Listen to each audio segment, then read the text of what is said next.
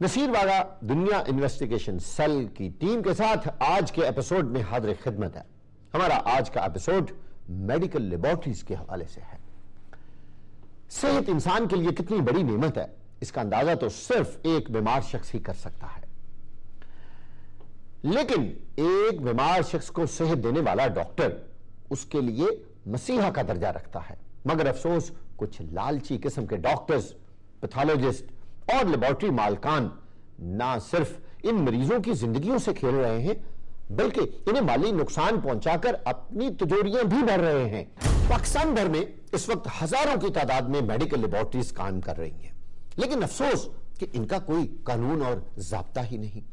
سرکاری ہسپتالوں میں قائم اگر میڈیکل لیبارٹریز پر بات کی جائے تو ان کا خدا ہی حافظ، اور دوسری جانب ہر سرکاری ہسپتال کے باہر پرائیویٹ میڈیکل لیبارٹریز کا ایک بڑا نیٹ ورک نظر آتا ہے جو ہر وقت مریضوں کو پھانسنے کے لیے تیار نظر آتا ہے۔ آج کے پروگرام میں ہم بے نقاب کریں گے ان چہروں کو جو انسانی صحت کے نام پر مریضوں کو اپنی حوث اور لالچ کا نشانہ بنا رہے ہیں۔ اس حوالے سے دیکھیے دنیا انویسٹیگیشن سیل کی ایک خصوصی تحقیقاتی رپورٹ۔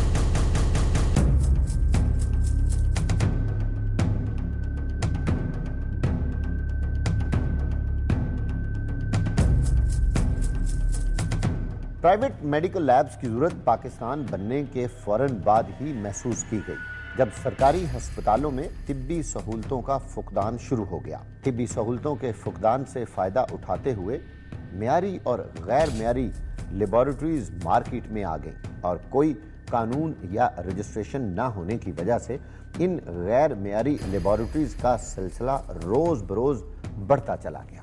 یہی وجہ ہے کہ آج تک ملک کے کسی حصے میں بھی ان میڈیکل لیبارٹریز کی رجسٹریشن نہیں ہو سکی۔ بیرون ملک جانے کے لیے میڈیکل فٹنس سرٹیفکیٹ حاصل کرنے کے خواہش مند افراد کو HIV اور ہیپیٹائٹس جیسے امراض میں لاحق کر کے انفٹ کر دیتی ہیں، اور پھر اپنے مخصوص ٹاؤٹس کے ذریعے ہزاروں روپے لے کر فٹ قرار دے دیتی ہیں۔ یہاں پہ شیخ زائد کا نام سنا اور یہاں پہ میں نے بیوی کو یہاں داخل کروا دیا، جس میں آج ان کا آپریشن تھا۔ رات کو میں پورا بندوبست کر کے دوائیں وغیرہ سب کچھ لے کے ان کو دے دی ہیں، لیکن جب عین موقع پہ آپریشن تھیٹر میں لے کے گئے تو وہ کہنے لگے جی ان کا آپریشن نہیں ہو سکتا۔ وہ کیا نہیں ہو سکتا جی؟ کہ ان لوگوں نے وہ رپورٹیں تو چیک کرنی تھی نا کہ کیا ہے کیا نہیں ہے۔ میں تو ایک ماہ سے پریشان ہوں، میرے ساتھ کوئی بڑا آدمی نہیں ہے جو میری افورڈ کرتا۔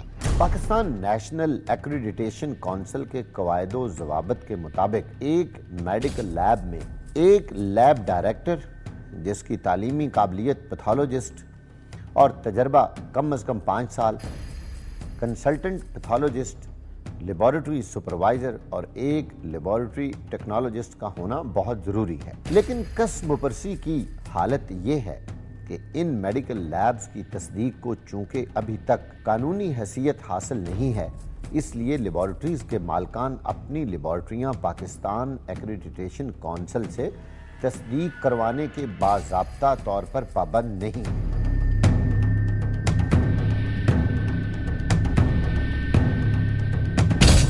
زندگی اور موت سے کھیلنے والا یہ کاروبار اس حد تک گر چکا ہے کہ اکثر پرائیویٹ ہسپتال اور کلینکس کے ڈاکٹرز کا ٹیسٹنگ لیبارٹری سے رابطہ ہوتا ہے، جو مریضوں کو انہی لیبارٹریوں میں بھجوا کر اپنا کمیشن وصول کرتے ہیں۔ یہ غیر قانونی ٹیسٹنگ لیبارٹریاں صحت مند کو مریض اور مریض کو صحت مند ظاہر کر دیتی ہیں، جس کی وجہ سے مریض خطرناک بیماریوں میں مبتلا ہو کر موت کے منہ میں چلا جاتا ہے۔